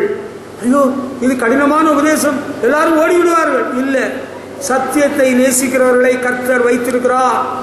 எலியா தீர்க்கதரிசி சொன்னார், ஆண்டவரே, அந்த இயேசவேல் என்னை கொண்டு விடுவாளே, பயந்து சூரச்செடியின்களே போய் படுத்து போதும் கர்த்தாவே, என் பிராணனை எடுத்துக்கொள்ளும், என் பிதாக்களை பார்க்கலும் நல்ல வேணும் சொல்றாரு. ஆண்டவர் தூதனை அனுப்பி அவரை தட்டி உற்சாகப்படுத்துகிறார். ஆண்டவர் சொல்றாரு, பாகாலுக்கு முன்பாக முழங்கால் படியிடாம நான் ஒருவன் தான் இருக்கிறேன்னு சொன்னாரு. ஆண்டவர் சொன்னார், 7000 பேரை வைத்திருக்கிறேன். அல்லேலூயா. நம்ம நினைக்கிறோம் ஆண்டவர் இயேசுவின் போதனை எல்லாம் யாரும் கைக்கொள்ள மாட்டாங்க, அது ரொம்ப கடினம், எல்லாரும் ஓடிடுவாங்க. ஓட மாட்டாங்க, நிலைத்திருப்பார்கள், கண் கொடுப்பார்கள். கிறிஸ்துவின் உபதேசத்தை மக்களுக்கு சரியா சொல்லிக் கொடுத்தா சபையிலே ஜனங்கள் பெருகுவார்கள், தேவ சபைகள் பெருகும். அல்லேலூயா. போதனை இருக்கிறது. சபையில வெறும் பாட்டு மட்டுமில்லை. ஐயோ, நான் கேள்விப்பட்டேன் சில பட்டணங்களில் ஆராதனை, சபை ஆராதனை 1 மணி நேரமா, 50 நிமிடம் பாடல், ஆடல் பாடல் சத்தமும் உண்டு. ஒரு சங்கீதம் படிப்பாங்க, அதுல 5 நிமிஷம் வசனம் சொல்லுவாங்க. போதுமா? தேவ சபையிலே சத்தியம் அறிவிக்கப்படும், தேவ வசனம் போதிக்கப்படும். அதை கேட்கிற மக்கள் ஆசீர்வதிக்கப்படுகிறார்கள், பலனடைகிறார்கள், சபையிலே ஜனங்கள் பெறுகிறார்கள். அல்லேலூயா. தேவனுடைய சபைகளும் பெறுகிறது, கிளை சபைகளும் பெருகும். அல்லேலூயா. ஏதாவது படிச்சுக்கிட்டு அந்த பத்திரிகையிலிருந்து கிடைச்ச செய்தியில 4 சொல்லிட்டு, டிவியில பார்த்த செய்தி 4 சொல்லிட்டு, இனிமேல் சுனாமி வருமா வராதா, நீங்க என்ன நினைக்கிறீங்க, இப்படி கொஞ்சம் வாதத்தை எல்லாம் கிளப்பிட்டு ஆண்டவர் உங்களோடு இருப்பாராக, ஆமென், நிக்காது. சபை வளர்ச்சி அடையணுமா, சபையில ஜனங்கள் பெருகணுமா, சபைகள் பெருகணுமா, சத்தியம் அறிவிக்கப்பட வேண்டும். அல்லேலூயா. ஜனங்கள் சத்தியத்தை நேசிக்கிறார்கள், ஜனங்கள் சத்தியத்தின்படி வாழ விரும்புகிறார்கள். சபையிலே அப்போஸ்தல உபதேசம் போதிக்கப்பட்டது, ஜனங்கள் கிறிஸ்துவிலே பலனடைந்தார்கள். அல்லேலூயா. அடுத்து சபையில இன்னொன்று உண்டு, உங்களுக்கு தெரியுமா? தேவ சபையிலே 3 யோவான் 6ஆம் வசனத்துல எழுதப்பட்டிருக்கிறது. சபையிலே வசனம் போதிக்கிறது மட்டும்தான் நினைக்காதுங்க, சபையில என்ன நடக்குமா, வேற ஒரு விஷயம் நடக்குது. 3 யோவான் 6ஆம் அதிகாரம், அந்த யோவான் அப்போஸ்தலன் எழுதினாரு நிருபம், அந்த நிருபத்தில் 3 யோவான் 6ஆம் வசனத்தில் எழுதியிருக்குது, அவர்கள் உன்னுடைய அன்பை குறித்து சபைக்கு முன்பாக சாட்சி சொன்னார்கள். அல்லேலூயா. சபையில சாட்சி என்று ஒன்று இருக்கிறது. பாருங்கள், காயுவை பற்றி சபையில் உள்ளவர்கள் சாட்சி சொல்லி இருக்கிறார்கள், அவருடைய அன்பை பற்றி. இப்படி ஒரு அன்புள்ள மனுஷன் இருக்கிறார். அல்லேலூயா. நமக்கு ஆண்டவருடைய அன்பை பற்றி ஒரு சாட்சி இருக்கிறது. நம்ம சபையில சாட்சி இருக்கிறதா? நீங்கள் சாட்சியா இருக்கிறீர்களா? சாட்சியாய் நிற்கிறீர்களா? தேவனுடைய சபையிலே சாட்சி இருக்கிறது. ஜனங்கள் ஆண்டவருடைய அன்பை சாட்சியாக எடுத்துரைக்கிறார்கள், ஆண்டவருடைய வல்லமையை சாட்சியாய் சொல்லுகிறார்கள். இங்கே காயு செய்த அன்பான கிரியை குறித்து சபைக்கு முன்பாக சாட்சி சொல்லி இருக்கிறார்கள். அல்லேலூயா. மற்றவர்களுடைய நற்கிரியைகளை குறித்து ஒரு சாட்சி சபையில் இருக்கிறது, சபைக்குள்ளே ஒரு சாட்சி இருக்கிறது. அல்லேலூயா. நம்மை குறித்து மற்றவர்கள் சொல்லுகிற ஒரு சாட்சி. நான் வேதனையோடு வருத்தத்தோடு துக்கத்தோடு இருந்த வேளையில் ஆண்டவர் இந்த சகோதரனை என்னுடைய வீட்டுக்கு அனுப்பினார், இந்த ஊழியக்காரனை அனுப்பினார், கர்த்தர் ஜெபத்தை கேட்டார், என்னுடைய வேதனையை மாற்றினார், கண்ணீரை துடைத்தார். அல்லேலூயா. தேவ சபையிலே சாட்சி இருக்கிறது. ஆண்டவருடைய சபையிலே துதி ஆராதனை இருக்கிறது உண்மைதான். ஆண்டவரை துதித்து போற்றி பாடுகிறதெல்லாம் இருக்கிறது உண்மைதான். ஆனால் அதற்கு அடுத்தபடியாக ஆண்டவருடைய சத்தியம் சொல்லப்படுகிறது இருக்கிறது உண்மை. அதற்கு அடுத்தபடியாக இங்கே சாட்சி இருக்கிறது என்பதை அறிந்து கொள்வோம். ஹல்லேலூயா. அதுக்கு பிறகு சபையில இன்னொரு விஷயம் இருக்கு. 2 தெசலோனிக்கேயர் 1ஆம் அதிகாரம் 4ஆம் வசனம் படிச்சீங்கன்னா, சபையிலே அவர்கள் அடைந்த துன்பங்களை குறித்து மேன்மை பாராட்டுகிறார்கள். அப்படி ஒரு காரியம் இருக்குதான். இவங்க எல்லாம் ஆண்டவரை பின்பற்றினால ரொம்ப துன்புறுத்தப்பட்டிருக்கிறார்கள். தெசலோனிக்கேய சபையில் இருந்த மக்கள், அவர்களை பற்றி இப்பொழுது பாராட்டு சொல்லப்படுகிறது சபையில. பாருங்கள், 2 தெசலோனிக்கேயர் 1ஆம் அதிகாரம் 4ஆம் வசனம் படிக்கிறார்கள். நீங்கள் சகிக்கிற சகல துன்பங்களிலும் உபத்திரவங்களிலும் பொறுமையையும் விசுவாசத்தையும் காண்பிக்கிற நிமித்தம் உங்களை குறித்து நாங்கள் தேவனுடைய சபைகளில் மேன்மை பாராட்டுகிறோம். சபைகளில் மேன்மை பாராட்டுகிற ஒரு விஷயம் இருக்கிறது. அது என்ன? நான் என்னை குறித்து மேன்மை பாராட்டுகிறது அல்ல. நீங்கள் சகிக்கிற துன்பங்கள் உபத்திரவங்கள் காண்பிக்கிற பொறுமை விசுவாசத்தை குறித்து உங்களை குறித்து சபைகளில் மேன்மை பாராட்டுகிறோம். ஹல்லேலூயா. சபையிலே மேன்மை பாராட்டக்கூடிய ஒரு விஷயம் இருக்கிறது. இவங்க வாழ்க்கையில எவ்வளோ துன்பப்பட்டாங்க, வேதனைப்பட்டாங்க, பாதிக்கப்பட்டாங்க, வியாதி படுக்கையில் இருந்தாங்க. ஆண்டவரே சார்ந்து கொண்டாங்க.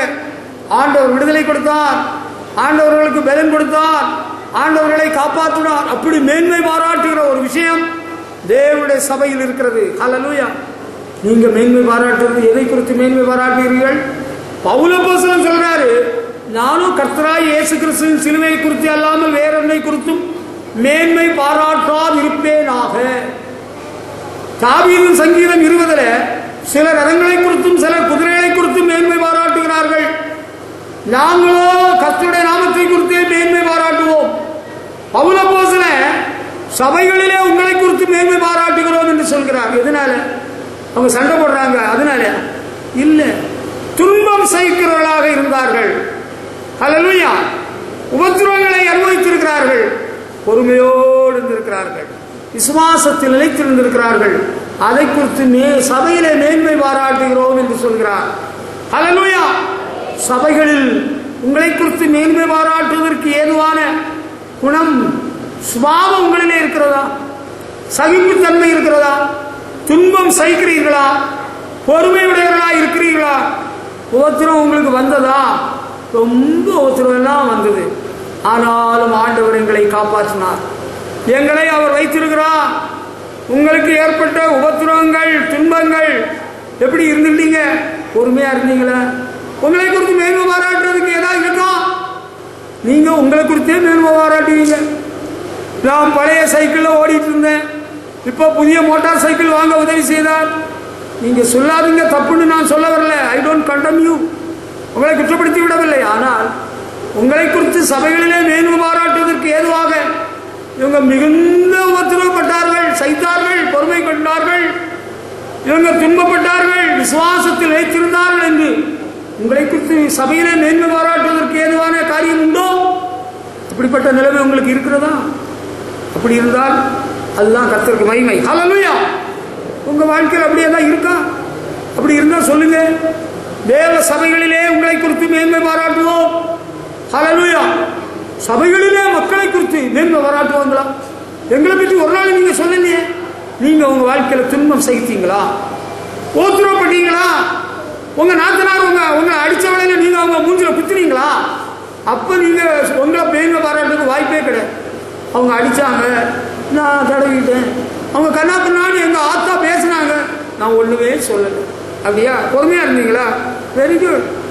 நாங்கள் தப்பி பிழைப்போம் என்கிற நம்பிக்கை எங்களுக்கு இல்லாம இருந்தது, ஆனாலும் அவரிடத்திலே விசுவாசம் வைத்தோ எங்களை காத்தார், எங்களை காப்பாற்றினார்.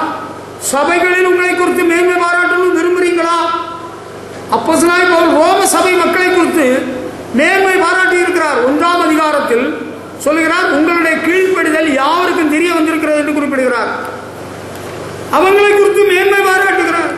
சபைகளில் உங்களை குறித்து மேன்மை பாராட்டும் நாங்களும் விரும்புகிறோம். அதுக்கு ஏதாவது இருக்குதான்னு பார்த்தா தேடி பார்ப்போம். ஏதாவது இருக்குமானால் நாங்களும் உங்களை குறித்து மேன்மை பாராட்டுவோம்.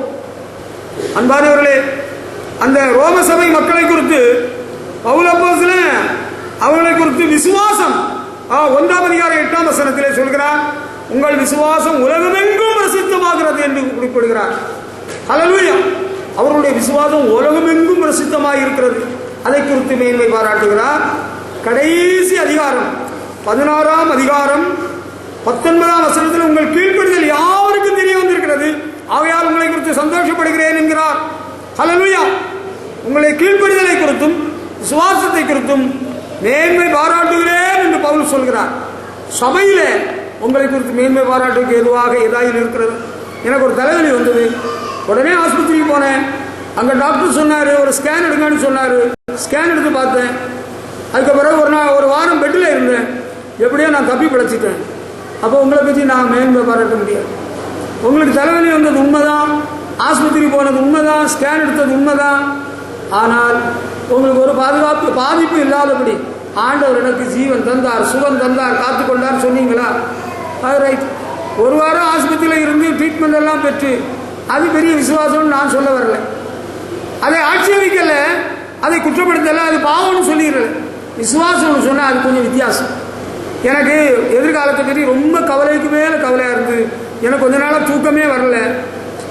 இப்போ எப்படியோ ஆட்டோமேட்டிக்காக தூக்கம் வருது. டாக்டர்கிட்ட போனேன், தூக்க மாத்திரை போட்டு தூங்குங்கன்னு சொன்னார். அதனால எனக்கு தூக்கம் வருது. இது விசுவாசம் கிடையாது. எதிர்காலத்தை குறித்து எனக்கு கவலை இல்லை. நான் ஆண்டவரை எல்லாவற்றுக்கும் விசுவாசிக்கிறேன். அப்படி நீங்கள் இருந்தால் உங்களை குறித்து மேன்மை பாராட்டலாம். உங்கள் வீட்டில் யாரோ ஒரு ஆள் உங்கள் கூட இருக்கிறாங்க, உங்கள் மருமகளோ உங்கள் மாமியாரோ இருக்கிறாங்க, டெய்லி அவங்க சண்டை போடுறாங்க. உங்களை குறித்து சபையில் மேன்மை பாராட்டணும்னா நீங்கள் திருப்பி சண்டை போடக்கூடாது. நீங்கள் இங்கே வச்சும் சண்டை போடக்கூடாது, பஸ் ஸ்டாப்பில் வச்சும் சண்டை போடக்கூடாது, உங்கள் வீட்டில் வச்சும் சண்டை போடக்கூடாது. உங்களை குறித்து மேன்மை பாராட்டுவதற்கு ஏதுவாக விசுவாசமோ கீழ்ப்படிதலோ துன்பமோ ஓத்திரமோ இருக்குதா? அப்படி இருக்கானா கையை வைக்கலாம். உங்களுக்கு சாட்சியை எல்லாம் நாங்கள் சுவிசேஷம் அரசு பத்திரிகையிலே நாங்கள் வெளியிட போகிறோம். ஆமா, உங்களை குறித்து சபையிலே மேன்மை பாராட்டுவதற்கு ஏதுவாக என்ன இருக்கிறது கொஞ்சம் சொல்லுங்களா? உங்க புருஷமாருக்கு கீழ்ப்படுகிறது இருக்கிறதா? உங்களை குறித்து நாங்கள் மேன்மை பாராட்டுவோம். ஆண்டவரை பற்றி விசுவாசம் உங்களுக்கு இருக்கிறதா? மேன்மை பாராட்டுவோம். நாங்கள் எல்லாம் ஆண்டவர் சபைக்கு வந்த பிறகு ஆண்டவர் வார்த்தையை மதிக்கிறோங்க, கீழ்ப்படுகிறோங்க. Very good. உங்களை குறித்து மேன்மை பாராட்டுவோம். எங்களுக்கு எவ்வளவு துன்பங்கள் எல்லாம் வந்தது, பிசினஸ் கூட அடி வாங்கி போச்சு. ஆனாலும் ஆண்டவர்களை உறுதியாக இருந்தோம். சபைகளிலே உங்களை குறித்து மேன்மை பாராட்டுவதற்கு ஏதாயிலும் இருக்கிறதா? ஹல்லேலூயா. அடுத்து அப்போஸ்தலர் நடவடிக்கைகள் 8ஆம் அதிகாரம் 3ஆம் வசனத்தில் ஒரு வாலிபனை குறித்து எழுதப்பட்டிருக்கிறது. அவருடைய பேர் சவுல். தேவனுடைய சபையை பாழாக்கி கொண்டிருந்திருக்கிறான். ஐயோ, தேவனுடைய சபையை ஒருவன் பாழாக்கி கொண்டிருந்தானா? இவன் யார்? இவன் ரொம்ப செல்வாக்குள்ளவன். இவன் பெரிய பணக்கார குடும்பத்து பையன். அவன் பிரதான ஆசாரியனுடைய உத்தரவு பெற்று அனுமதி பெற்று தமஸ்குக்கு போய் கொண்டிருக்கிறான். கிறிஸ்துவை பின்பற்றுவர்களை துன்பப்படுத்தி அவங்கள ஜெயிலு போட்டிருக்கிறான். அவனுக்கு தேவ சபையின் மக்களை துன்பப்படுத்தி கொண்டிருக்கிறான். தேவனுடைய சபையை சவுல் துன்பப்படுத்தி கொண்டிருந்திருக்கிறான். சவுல் சபையை பாழாக்கி கொண்டிருந்தான் என்று வசனம் சொல்கிறது. ஹல்லேலூயா. சபையை ஒருத்தன் பாழாக்கிட்டு இருக்கிறான். அது எப்படி? அது சரியா? அது தப்பே தப்பு. அவன் எதனால அப்படி செய்தானா? அறியாமையினாலே அப்படி செய்திருக்கிறான். அவன் வேணும்னு செய்யல, அறியாமையினாலே அப்படி செய்திருக்கிறார் என்று நிருபத்திலே குறிப்பிடுகிறார். வீடுகள் தோறும் புருஷர்களையும் சிறுகளையும் இழுத்துக் கொண்டு போய் சபையை பாழாக்கிட்டு இருக்கிறான். அறியாமையினால இயேசு மேசியா ரட்சகர் என்று அறியாமை. ஆனால் அதே சவுல் கிறிஸ்துவின் தரிசனத்தை பெற்று சபையை திடப்படுத்துகிறவராக மாறிவிட்டார். ஹல்லேலூயா. கர்த்தருக்கு மகிமை செலுத்துவோம். ஹல்லேலூயா. அப்போஸ்தலர் நடவடிக்கைகள் 15ஆம் அதிகாரம் 41ஆம் வசனத்தை நீங்கள் படிக்கும் பொழுது, அப்போஸ்தலர் நடவடிக்கைகள் 15ஆம் அதிகாரம் 41ஆம் வசனத்தை படிக்கிற வேளையில் சீரியாவிலும் சிரிசியாவிலும் திரிந்து சபைகளை திடப்படுத்தினான் பவுல். ஹல்லேலூயா. சபைகளை நாம் திடப்படுத்த வேண்டும். சபைகளை திடப்படுத்துகிற ஒரு ஊழியம் நமக்கு இருக்கிறது. தேவ சபைகள் ஸ்டெடியாகும். உங்க சபையில எவ்வளவு நாள் நிற்கும்?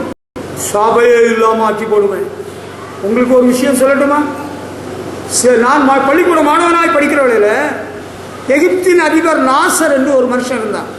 அவன் சொன்னான், உலக வரைபடத்திலிருந்து இஸ்ரவேலின் நாடே இல்லாம ஆக்கிடுவேன்னு சொன்னான்.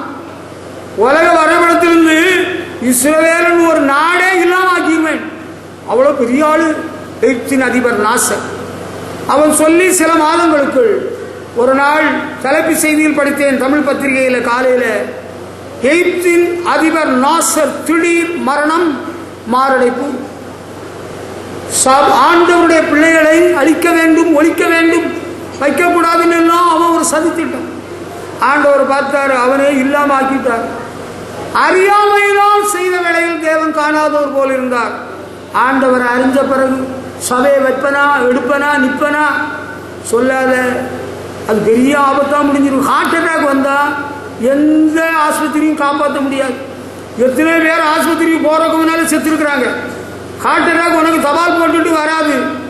ஆல் ஆஃப் எ சடன் சடுதியில் அழிவு வந்துடும். தேவ சபைக்கு கெடுதல் பண்ணக்கூடாது. சபையை திடப்படுத்துகிறான். அல்லேலூயா.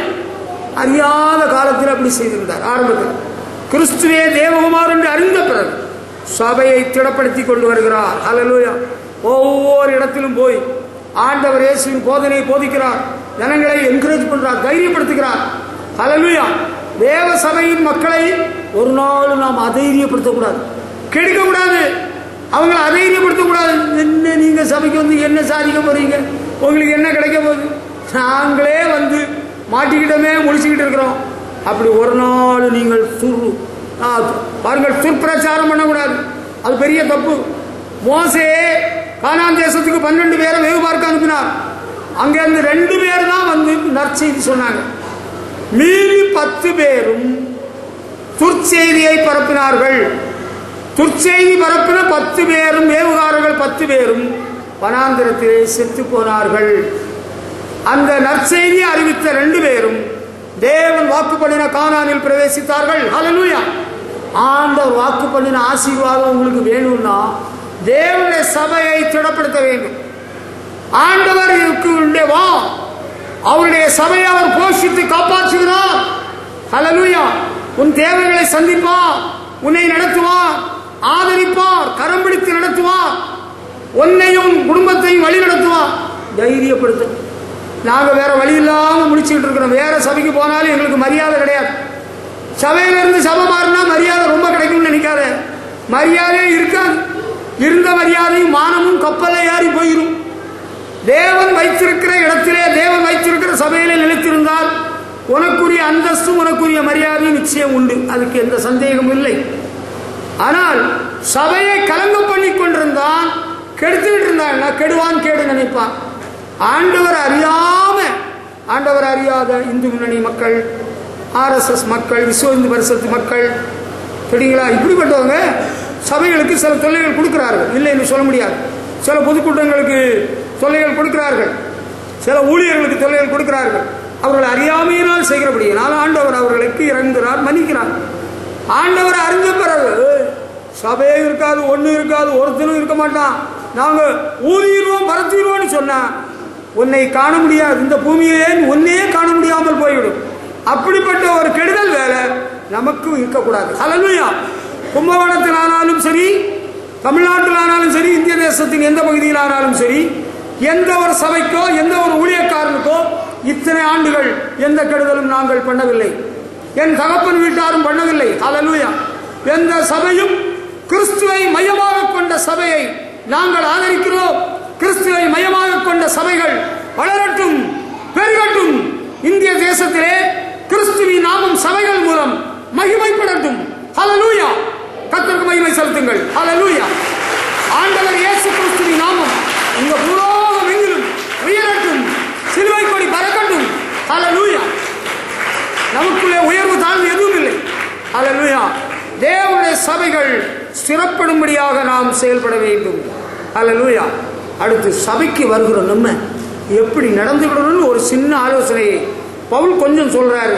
அதை மட்டும் சிம்பிளா சொல்லி முடிக்கிறேன். 1 கொரிந்தியர் 1ஆம் அதிகாரம் 11ஆம் அதிகாரம் 22ஆம் வசனத்தை படிச்சீங்கன்னா, 1 கொரிந்தியர் 11ஆம் அதிகாரம் 22ஆம் வசனத்தை படிச்சீங்கன்னா அங்க சொல்லப்பட்டிருக்கிறது, புசிக்கிறதுக்கும் குடிக்கிறதுக்கும் உங்களுக்கு வீடுகள் இல்லையா? தேவனுடைய சபையை அசட்டை பண்ணி இல்லாதவர்களை வெட்கப்படுத்துகிறீங்களா? கேட்டீங்களா? தேவனுடைய சபையை அசட்டை பண்ணக்கூடாது. ஆண்டவருடைய சபையை அசட்டை பண்ணக்கூடாது. எப்படி இவங்க என்ன பண்ணிடுறாங்கன்னா, நல்ல சாப்பாடை கொண்டு வந்து, சிலருக்கு சாப்பாடு கொண்டு வர முடியல, அவங்கள்ட்ட சாப்பாடு இல்லை, இவங்க கொண்டு வந்து கர்த்தருடைய போஜனம்னு சொல்லி நல்லா சாப்பிட்றாங்க. ஒரு கூட்டம் மக்கள் சாப்பாடு கொண்டு வர முடியாதவங்களை இவங்க என்ன பண்றாங்க, வெட்கப்படுத்துகிறார்கள். they humiliate them, they put them to shame. அவங்கள புண்படுத்துறாங்க. இவங்க சாப்பாடை கொண்டு வந்து நல்லா சாப்பிட்டு சபையை அசட்டை பண்ணுகிறார்கள். நீங்க நினைக்கலாம் சாப்பாடு கொண்டு வந்து சபையை அசட்டை பண்ணாங்களா?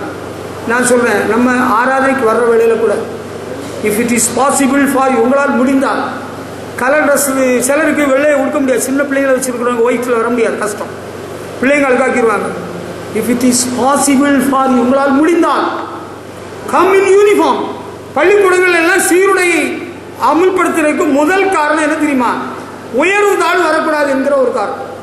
அதே போலதான் நல்ல ஸ்டாண்டர்ட் ஸ்கூல்ஸ்ல முன்னால எல்லாம் நகை போட்டுட்டு வரக்கூடாதுன்னு சொன்னதுக்கு ஒரு காரணம் உயர்வு தாழ்வு வரக்கூடாது என்பதற்காக தான்.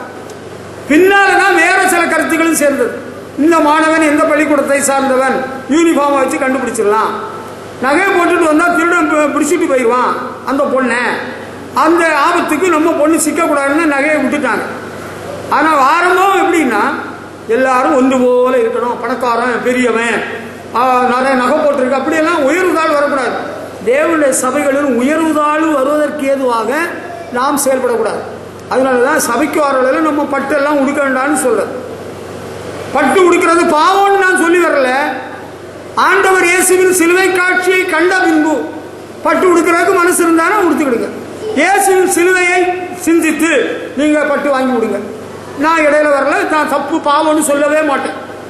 சிலுவை காட்சியை கண்டு முன்னேறி சேவையை புரிவேன் ஜீவனும் வைத்தே.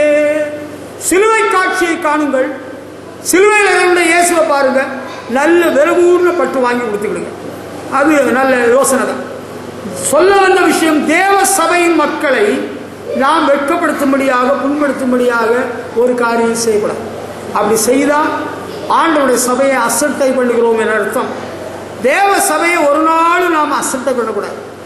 தேவ சபையை புறக்கணிக்கிறது இன்னொரு வார்த்தை இருக்கு. அது எப்படின்னா பாய்காட்டிங், சபைக்கு வராம இருக்கிறது. பைபிள் ஸ்டடிக்கு நாங்கள் வரமாட்டோம், நாங்கள் பரிசுத்த ஆவி கூட்டத்துக்கு வரமாட்டோம், கர்த்தருடைய பந்திக்கு வரமாட்டோம், நாங்கள் வந்தாலும் சேர்ல வெளியே இருப்போம். அது நீங்கள் துணிகரம் கொள்கிறது, அது தப்பு. அசட்டை பண்ணுகிறது என்று ஒன்று இருக்கிறது.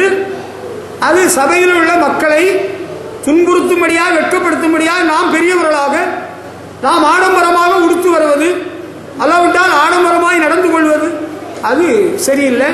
அது சபையை அசட்டை பண்ணுகிறது. அடுத்து சபையை புறக்கணிப்பது என்றால் நாங்கள் எல்லாம் பைபிள் ஸ்டடிக்கு வரமாட்டோம், அப்படி ஒரு நாள் நம்ம செய்யக்கூடாது. பள்ளிக்கூடத்துக்கு ஒரு மாணவன் போகாமல் புறக்கணிப்பு போராட்டம் நடத்தி கொண்டிருந்தால் கண்டிப்பாக படித்த உங்களுக்கு சொல்கிறேன், கடைசியில தேர்விலே மார்க் குறையும் என்பது உங்களுக்கு தெரிந்த உண்மை. நீங்கள் படித்திருக்கிறீர்கள். பள்ளிக்கூடத்துக்கு நாங்கள் இன்குலாப் சிந்தாபாத் போராடுவோம், வெற்றி பெறுவோம். உங்களுக்கு போராட்டம் எல்லாம் சபையில கிடையாது. சபைக்கும் போராட்டத்துக்கும் வேலை கிடையாது. தேவனுடைய சபைக்கும் சாத்தானுடைய சக்திக்கும் தான் போராட்டம். சபையை நாங்கள் புறக்கணிப்போம், வெளியே இருப்போம், வெளிநடப்பு பண்ணுவோம், அப்படியெல்லாம் முழு உலகத்திலேயே கிடையாது. அப்படி யாராவது பண்ணுனா அவர்களை ஆண்டவர் புறக்கணித்து விடுவார். அப்படிப்பட்டவருடைய பேர் ஜீவ புஸ்தகத்திலிருந்து கிறுக்கப்பட்டு போயிடும். அந்த வேலை ஒரு நாளும் எந்த சபையில் உள்ளவரும் செய்யக்கூடாது. கண்டிப்பா சொல்லிடணும், எந்த சபையில ஆண்டவர் ஆராய்ச்சி வரணும் ஆனாலும் சரி, தேவனுடைய சபையை புறக்கணிச்சிடாத. அது உனக்கு ஆசீர்வாதத்தை கொண்டுறாது. அது உனக்கு கேடுதான், பாதிப்பு தான், நஷ்டம் தான், இழப்பு தான். அதுக்கு எந்த சந்தேகம் இல்லை, யாருக்கையுமே கேட்க வேண்டாம். அடுத்து இன்னொரு ஆலோசனை, அசட்டை பண்ண வேண்டாம், சபையை புறக்கணிக்க வேண்டாம். இன்னொன்று 1 கொரிந்தியர் 14ஆம் அதிகாரம் 34ஆம் வசனத்தில் பவுல் அப்போஸ்தலன் இன்னொரு ஆலோசனை சொல்றார். சபையில உங்கள் சிறிகள் பேசாமல் இருக்க கடவர்கள். பேசும்படிக்கு அவர்களுக்கு உத்தரவில்லை, அவர்கள் அமர்ந்திருக்க வேண்டும், வேதம் அப்படி சொல்கிறது. சபைகளில் உங்கள் சிறிகள் பேசாமல் இருக்க கடவர்கள். சபைகளிலே கர்த்தருடைய பிள்ளைகளே சிறிகள் நீங்கள் பேசக்கூடாது என்று எழுதப்பட்டிருக்கு. ஏன் அப்படி எழுதியிருக்கிறார் தெரியுமா உங்களுக்கு? எதனால எழுதியிருக்கிறாருன்னா, சபையில கர்த்தருடைய வார்த்தை சொல்ல அங்க இருந்த சகோதரிகள் இப்படி தட்டி பேசி இருந்திருக்கிறாங்க. பொருந்து சபையில இன்றைக்கு ஆவிக்குரிய சபைகள்ல சகோதரர்கள் சிலர் தான் பேசுவாங்க, ஆனா ஸ்திரீகளிலே பலர் பேசுவார்கள். நம்ம கொஞ்சம் கண்டிப்பா இருக்கிறதுனால பேசுகிறதை நிறுத்திவிட்டார்கள். கண்டிப்பா இருக்கிறதுனால மட்டுமல்ல, இந்த சத்தியத்தை நாம் ஏற்கனவே சொல்லி இருக்கிறபடியினால் சபையில கர்த்தருடைய வார்த்தை சொல்லல, அதை கவனமா கேட்கணுமே தவிர இது யாருக்கு சொன்னாரு, இது யாருக்கு சொல்லு, இவங்க அவங்க தட்டுறது, அவங்கள இவங்க தட்டுறது, பிற கேட்கறது, பிற சிரிக்கிறது, அவ்வளவுதான், இவ்வளவுதான், இவளுக்கு மோளத்தான். இந்த பேச்சே சபைக்குள்ள ஆகாது. இந்த வேலை வச்சுக்கிட கூடாது. தேவ சபையில ஸ்திரீகளே பேசக்கூடாதுன்னு சொன்னா புருஷர்கள் பேசலாமா என்று கேட்டால் புருஷர்கள் பேசவே கூடாது. புருஷர்கள் பரிசுத்த கரங்களை உயர்த்தி கர்த்தரை ஸ்தோத்திரிக்கலாம் சபையில. அல்லேலூயா. பொதுவாக பேச வேண்டிய ரொம்ப அத்தியாவசியமும் தேவை யாருக்குன்னா ஸ்திரீகளுக்கு தான் இருக்குது. அது உண்மை. புருஷ மனைவிக்குள்ளால சண்டை போட்டுக்கிட்டாலும் கடைசியில முதலாவது யாரெல்லாம் பேச வேண்டிய நிலைமைக்குள்ளாகிறீர்கள்? சரி, மனைவிமார் தான். அந்த தேங்காய் வாங்கிட்டு வாங்க, கடையில் இந்த ரவை வாங்கிட்டு வாங்க, நீங்க சொல்ல வேண்டிய நிலைமைக்குள்ள ஆகிறீங்க. அதிகம் பேசுறதே ஸ்திரீகள் தான். ஏதேன் தோட்டத்திலே ரொம்ப பேசுனதே ஆதாம் இல்ல, ஏவாள் தான். ஏவாள் தான். நீங்க ரொம்ப பேசுறவங்க தான். ஆனால் சபையில ஸ்திரீகள் பேசாமல் இருக்க கடவர்கள், அவர்கள் பேசுவதற்கு அனுமதி வழங்கப்படவில்லை என்று சொல்லப்பட்டிருக்கிறது. அல்லேலூயா. அடுத்து 1 கொரிந்தியர் 14:28 படிக்கிற வேளையில 14:28 நீங்கள் கூடி வந்திருக்கும் பொழுது, நீங்கள் வந்திருக்கிற சபையில அந்நிய பாஷையில யாராவது பேசுறாங்கன்னா அது அவங்களுக்கும் ஆண்டவருக்கும் தெரிய பேசணுமா. சபையில நீங்க பரிசுத்தாவில நிரம்பி ஆராதிக்கிறீங்க, அந்நிய பாஷை பேசுறீங்க, அது நல்லதுதான். ஆவியா இருக்கிற தேவனை ஆவியோடு உண்மையோடும் நீங்கள் ஆராதிக்கிறது கரெக்ட் தான். ஆனால் இங்க ஒரு விஷயம் எழுதி படிச்சு பாத்தீங்களா? என்னது? அந்நிய பாஷை பேசுற வேளையில அதுக்கு வியாக்கியானம் அர்த்தம் சொல்றதுக்கு ஆள் இல்லாவிட்டால் சபையிலே பேசாமல் தனக்கும் தேவனுக்கும் தெரிய பேச கடவன். நான் எல்லாம் ரொம்ப அந்நிய பாஷை சபையில பயங்கரமா பேசுவோம் பார்த்துக்கிடுங்க.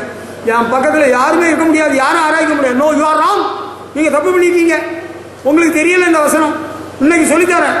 நீங்க இந்த சபையில் ஆராய்ச்சாலும் சரி, ஏதோ ஒரு நாள் வெளிநாட்டுக்கோ வெளியூருக்கோ போக வேண்டிய நேரம் வந்தாலும் சரி, நீங்கள் நல்ல சத்தம் உயர்த்தி முழு பலத்தோடு ஆராதிக்கிற ஒரு சபை விசுவாசியா இருந்தாலும் சரி, பரிசுத்தாவில நிரம்பி அந்நிய பாஷை பேசுகிற வேளையில அதுக்கு அர்த்தம், நீங்க பேசுற பாஷைக்கு அர்த்தத்தை நீங்க சொல்லணும். இல்லைன்னா அதுக்கு அர்த்தத்தை சொல்லக்கூடிய ஒரு ஆள் இல்லாவிட்டால் அது உங்களுக்கும் ஆண்டவருக்கும் தெரிய மெதுவாக தான் பேசணும்னு பவுல் எழுதியிருக்கிறார். இது சபையில வைத்திருக்கிற ஒழுங்கு, இது சபையில கடைபிடிக்க வேண்டிய ஒழுங்கு. தேவனுடைய சபையை அசட்டை பண்ணக்கூடாது, தேவனுடைய சபையை புறக்கணிக்க கூடாது, தேவனுடைய சபையில ஸ்திரீகள் பேசக்கூடாது. பரிசுத்தாவில் நிறைந்து ஆராதிக்கிறவர்கள் அந்நிய பாஷையில் பேசுகிறது ஆண்டவருக்கும் உங்களுக்கும் தெரிய பேசணும். நீங்க அந்நிய பாஷை பேசி அதுக்குள்ள அர்த்தத்தை சொன்னால் சத்தமா பேசுங்க, ஆளுக்கு ஒரு மைக்கு தரலாம், சவுண்டா பேசுங்க. இல்ல இன்னொரு ஆள் நீங்க அந்நிய பாஷை பேசுறதுல அதுக்கு அர்த்தம் சொல்ற ஆள் இருந்தால் சவுண்டா பேசலாம். அப்படி இல்லைன்னா உங்களுக்கும் ஆண்டவருக்கும் தெரியதான் பேசணும், அதை மீறக்கூடாது. அப்படிதான் பைபிள்ல எழுதி இருக்குது. அதைத்தான் சொன்னேன். 1 கொரிந்தியர் 14ஆம் அதிகாரம் 12ஆம் வசனத்தை படிக்கிறவர்கள ஆவிக்குரிய வரங்களை நாடுங்கள் என்று பவுல் குறிப்பிடுகிறாரே. அது எதுக்காக? சபைக்கு பக்தி விருத்தி உண்டாகத்தக்கதாக. ஆவிக்குரிய வரங்கள் உங்களுக்கு வேணும்னு வாஞ்சிக்கிறீங்களா? ஆண்டவரே, இந்த மாதமும் 2 சேலை தான் எடுக்க முடிந்தது, இன்னும் 2 சேலை எடுக்கணும் ராஜா. ஆண்டவரே, இந்த மாதம் 10,000 ரூபாய் தான் சேமிக்க முடிந்தது, வருகிற மாதத்தில் 20,000 25,000 சேமிக்க உதவி செய்யும். நீங்க பணத்தை சேமிங்க, நீங்க துணிமணியை எடுங்க, ஒன்றும் தடையில்லை. ஆனால் ஆவிக்குரிய வரங்கள் உங்களுக்கு வேணும்னு ஒரு வாஞ்ச வருதா? அதெல்லாம் ஆண்டவர் யாருக்கோ கொடுப்பாரு, வெள்ளக்காரனும் கொடுப்பாரு, வேற சபையில் உள்ளவங்களுக்கு கொடுப்பாரு, நமக்கெல்லாம் கொடுப்பாரு. ஆவியானவர் கிரியை செய்கிற சபைகளிலே ஆவியின் வரங்களும் கிரியை செய்யும். ஆவியானவர் வரங்களை கொடுக்கிறவர். ஒரு சபைக்கு வரங்கள் தேவைப்படுகிறது, ஆவியின் வரங்கள் தேவை. ஆவியின் வரங்கள் எதுக்கென்றால் உங்களுடைய பிரச்சாரத்துக்காக, பிரபல்யத்துக்காக, உங்களுடைய புகழ்ச்சிக்காக அல்ல, சபையின் பக்தி விருத்திக்காக. ஆமென், ஹல்லேலூயா. கர்த்தருக்கு மகிமை செலுத்துவோம். சபை பக்தி விருத்தி அடைய சபையிலே ஆவியின் வரங்கள் கிரியை செய்ய வேண்டும். ஹல்லேலூயா. ஒரு நாள் ஒரு ஊழியக்காரத்தில் பேசிக் கொண்டிருந்தேன். அவர் பேசிட்டு இருக்கிறத சொன்னாரு, ஆண்டவர் என்னுடைய சபையில் உள்ள மக்களுக்கு அநேக வரங்களை கொடுத்திருக்கிறார். ஆராதனை வேளையிலே அவர்கள் ஆவியிலே பரலோகத்துக்கு செல்வார்கள். ஆராதனை வேளையிலே தீர்க்க தரிசனம் சொல்கிறார்கள். ஆராதனை வேளையிலே அநேக வெளிப்பாடுகளை காண்கிறார்கள். they see lot of revelation. அந்த ஊழியக்காரர் இப்ப என்ன சொல்றாருன்னா, நான் செத்தவனை உயிரோடு எழுப்பும் வர எனக்கு தாருன்னு அவர் கேட்கிறாரா. அப்ப நான் கேட்ட உடனே சொன்னேன், ஒரு தேவ மனுஷன் எனக்கு கற்றுக் கொடுத்தவர் சொன்னாரு, செத்தவனை உயிரோடு எழுப்புற வரம் வேண்டாம், மனத்தாழ்மையா இருக்கக்கூடிய வரம் வேண்டும். ஆவியின் வரங்கள் எதுக்கு தெரியுமா? சபை பக்தி விருத்தி அடைய. சபை பக்தி விருத்தி அடையும். ஆவியின் வரங்கள் சபையில கிரியை செய்யணுமா? கிரியை செய்ய வேண்டும். ஹல்லேலூயா. ஆவியின் வரங்கள் உங்களுக்கு கிடைக்குமா? நீங்க பரிசுத்தமாய் பெற்றிருக்கிறீங்களே, நீங்க பரிசுத்தமா வாழ்றீங்களா? ஆண்டவர் பயந்து வாழ்றீங்களா? உங்களுக்கும் ஆவியின் வரங்களை தேவன் தருவார். ஹல்லேலூயா. அப்ப என்ன நடக்கும்? சபையில் ஆள் குறையுமா? சபை பக்தி விருத்தி அடையும். ஹல்லேலூயா. மறைபொருள் ரகசியங்கள் வெளிப்படுத்தப்படும். சபை பக்தி விருத்தி அடையும். ஹல்லேலூயா. நம்ம ஆண்டவரே, கடைசியாக என் வார்த்தைகளை முடிக்கிறேன். எபேசியருக்கு எழுதின நிருபம், எபேசியர் 5:27, எபேசியர் 5:27 படி பார்ப்போம். எபேசியர் 5:27, கரை திரை முதலானவைகள் ஒன்றுமில்லாமல் பரிசுத்தமும் பிழையற்றதுமான மகிமையுள்ள சபையாக அதை தமக்கு முன் நிறுத்திக் கொள்வதற்கும் தம்மை தாமே அதற்காக ஒப்புக் கொடுத்தார். கர்த்தராகிய இயேசு கிறிஸ்து கரை திரை முதலானவைகள் இல்லாமல் பரிசுத்தமும் பிழையற்றதுமான மகிமையுள்ள சபையை சேர்க்க வரப்போகிறார். ஹல்லேலூயா. எப்படிப்பட்ட சபை? கரை திரை முதலானவைகள் ஒன்றுமில்லாமல் பரிசுத்தமும் பிழையற்றதுமான மகிமையுள்ள சபையை சேர்க்க மணவாளன் இயேசு வரப்போகிறார்.